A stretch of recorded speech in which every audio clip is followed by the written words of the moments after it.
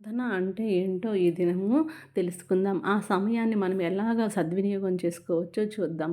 ప్రార్థనా సమయము దేవుని సహాయమును అభ్యర్థించేటువంటి సమయంగా చూడాలి. ప్రార్థనా సమయంను దేవునితో సంభాషించే సమయంగా చూడాలి. ప్రార్థన మనము మాట్లాడుతున్నప్పుడు ఆయన వినే సమయంగా గ్రహించాలి. ప్రార్థన దేవుని కృపను బట్టి ఆయన్ను స్తుతించే సమయంగా తీసుకోవాలి. ప్రార్థన అంటే ఆయన ఏమై ఉన్నాడో గుర్తెరిగి ఆరాధించే సమయంగా ఉండాలి. ప్రార్థన మన హృదయాలను దేవుని సన్నిధిలో కృమ్మరించే సమయముగా ఉండాలి.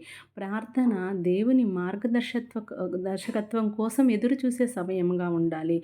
ప్రార్థన మన పాపముల నిమిత్తం క్షమాపణ అడిగే సమయముగా ఉండాలి. ప్రార్థన మన అవసరతలను దేవునికి తెలియజేసే సమయముగా ఉండాలి. ప్రార్థన దేవుని చిత్తం కోసం ఎదురు చూసే సమయముగా ఉండాలి.